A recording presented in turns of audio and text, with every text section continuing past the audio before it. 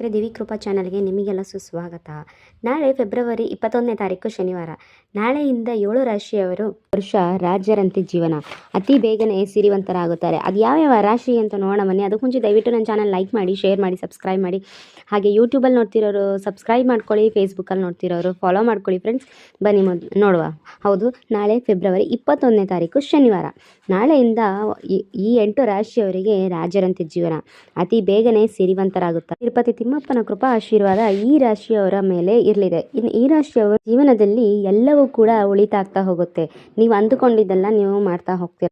ಯಾವುದೇ ಅಡೆತಡೆ ಇಲ್ಲದೆ ನೀವು ಅಂದುಕೊಂಡ ರೀತಿಯಲ್ಲಿ ಜೀವನವನ್ನು ನಿಭಾಯಿಸ್ತಾ ಹೋಗ್ಬೋದು. ನೀವು ಇಷ್ಟು ದಿನ ಅನುಭವಿಸಿದ ನೋವುಗಳು, ಕಷ್ಟಗಳು, ಅವಮಾನಗಳನ್ನೆಲ್ಲ ಈ ಸಮಯದಲ್ಲಿ ಮಂಜಿನಂತೆ ಕರಗೋಗಿ ಅವರ ಜೀವನ ಸುಖವಾಗಿರುತ್ತೆ ಅಂತ ಹೇಳ್ಬೋದು. ಮುಂದೆ ಇವರ ಜೀವನದಲ್ಲಿ ಸುಖ, ಸಮೃದ್ಧಿ ಹಾಗೂ ನೆಮ್ಮದಿಯ ಜೀವನ ಶುರು ಆಗ್ತಿದೆ ಅಂತ ಹೇಳ್ಬೋದು. ತಿಮ್ಮಪ್ಪನ ಕೃಪಾ ಆಶೀರ್ವಾದದಿಂದ ಈ ರಾಶಿಯವರಿಗೆ ಇನ್ಮುಂದೆ ನೆಮ್ಮದಿಯನ್ನೇ ಸಿಗ್ತಾ ಹೋಗುತ್ತೆ ಅಂತ ಹೇಳ್ಬೋದು. ಇನ್ನು ಪ್ರೇಮಿಗಳಿಗೆ ಈ ಒಂದು ಸಂದರ್ಭದಲ್ಲಿ ಒಂದಷ್ಟು ಒತ್ತಡ ಎದುರಾದ್ರೂ ಕೂಡ ಮನೆಯಲ್ಲಿ ನಿಮ್ಮ ಪ್ರೀತಿಯ ಒಪ್ಪಿಸಿದ್ದು ಕೂಡ ನಿಮ್ಮ ಪ್ರೀತಿನ ಒಪ್ಕೊಳ್ಳೋ ರೀತಿ ಒಂದಷ್ಟು ರೀತಿಯಲ್ಲಿ ಗೋಚರವಾಗ್ತಾ ಇದೆ. ಪ್ರೀತಿಗೆ ಗ್ರೀನ್ ಸಿಗ್ನಲ್ ಸಿಗಲಿದೆ. ಸಕಾರಾತ್ಮಕ ಫಲಿತಾಂಶಗಳು ನಿಮ್ಮ ಜೀವನದಲ್ಲಿ ಇರಲಿದ್ದು, ನಿಮ್ಮ ಜೀವನದಲ್ಲಿ ಅನೇಕ ಏರಿಳಿತ ಕಂಡು ಬಂದರೂ ಕೂಡ ಅದರಿಂದ ಮುಂದೆ ನೆಮ್ಮದಿಯನ್ನೇ ಕಾಣ್ತೀರಾ. ವೈವಾಹಿಕ ಜೀವನದಲ್ಲಿ ಇರುವ ಭಿನ್ನಾಭಿಪ್ರಾಯಗಳು ದೂರವಾಗಿ ಸಂಗಾತಿಯೊಂದಿಗೆ ಇದ್ದ ಒಂದು ಭಿನ್ನಾಭಿಪ್ರಾಯಗಳಿಂದ ನಿಧಾನವಾಗಿ ನಿಮಗೆ ಪರಿಹಾರ ಸಿಗ್ತಾ ಹೋಗುತ್ತೆ. ಸಮಯದಲ್ಲಿ ನೀವು ಹೆಚ್ಚು ತಾಳ್ಮೆಯಿಂದ, ಪೇಷನ್ಸ್ ಇಂದ ಇರಬೇಕಾಗತ್ತೆ. ಕೆಲವೊಂದು ವಿಷಯದಲ್ಲಿ ನೀವು ಸ್ಪಷ್ಟತೆಯನ್ನ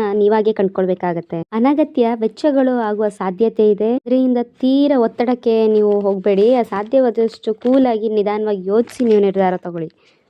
ವಿವಿಧ ಕಾರಣಗಳಿಂದ ನಿಮ್ಮ ಮನೆಯಲ್ಲಿ ಶಾಂತಿ ಹಾಳಾಗಿದ್ರೆ ಇನ್ನು ಈ ಒಂದು ಸಮಯದಲ್ಲಿ ಪಾಸಿಟಿವ್ ಎನರ್ಜಿ ಅನ್ನೋದು ಈ ಒಂದು ಸಂದರ್ಭದಲ್ಲಿ ಉತ್ಪತ್ತಿಯಾಗಿ ಮನೆಯಲ್ಲಿ ಶಾಂತಿ ಸ್ವಲ್ಪ ಕಾಣ್ತಾ ಬರುತ್ತೆ. ಉದ್ಯೋಗದ ಯೋಜನೆಗಳು ಸಫಲವಾಗುತ್ತೆ. ಕುಟುಂಬದ ಸದಸ್ಯರಲ್ಲಿ ವಾದಗಳು ನಿವಾರಣೆ ಆಗುತ್ತೆ. ಆರೋಗ್ಯದ ಸಮಸ್ಯೆಗಳು ಈ ಒಂದು ಸಮಯದಲ್ಲಿ ಬಗೆಹರಿಯುತ್ತೆ ಅಂತ ಹೇಳ್ಬಹುದು.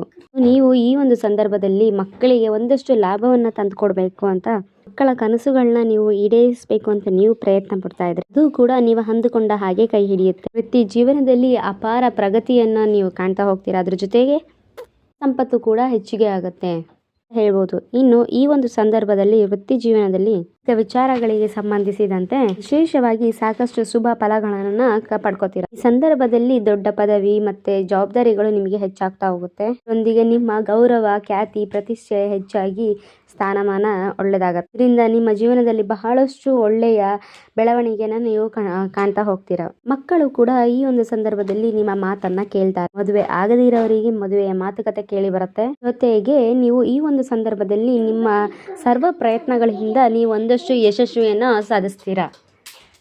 ಗೌರವ, ಖ್ಯಾತಿ ನಿಮ್ಮ ಲಾಭದಲ್ಲಿ ಹೆಚ್ಚಳಿಗೆ ಕಾಣೋದ್ರ ಜೊತೆ ಮನೆಯಲ್ಲಿ ಉತ್ತಮ ಸಾಮರಸ್ಯ ಇರುತ್ತೆ. ನಿಮ್ಮ ಮನೆಯಲ್ಲಿ ಆರೋಗ್ಯ ಕೂಡ ಎಲ್ಲರದು ಉತ್ತಮ ಆಗ್ತಾ ಹೋಗುತ್ತೆ. ಇಷ್ಟೆಲ್ಲ ಲಾಭ ಮತ್ತೆ ಅದೃಷ್ಟ ಪಡಿತಿರುವಂತಹ ಅದೃಷ್ಟವಂತ ರಾಶಿಗಳು ಯಾವುದು ಅಂತ ಹೇಳಿದ್ರೆ ಸಿಂಹ ರಾಶಿ, ಕನ್ಯಾ ರಾಶಿ, ಕಟಕ ರಾಶಿ, ಮೇಷ ರಾಶಿ, ವೃಷಭ ರಾಶಿ, ಧನು ರಾಶಿ, ತುಲಾ ರಾಶಿ, ಮಿಥುನ ರಾಶಿ. ಇವುಗಳಲ್ಲಿ ನಿಮ್ಮ ರಾಶಿ ಇದ್ರೂ ಕೂಡ ಇಲ್ಲ ಅಂದ್ರೂ ಕೂಡ ಭಕ್ತಿಯಿಂದ ಓಂ ನಮೋ ತಿರುಪತಿ ತಿಮ್ಮಪ್ಪಾಯ ನಮಃ ಅಂತ ಕಮೆಂಟ್ ಮಾಡಿ. ಹಾಗೆ ತಿರುಪತಿ ತಿಮ್ಮಪ್ಪನಿಗೋಸ್ಕರ ಲೈಕ್ ಮಾಡಿ.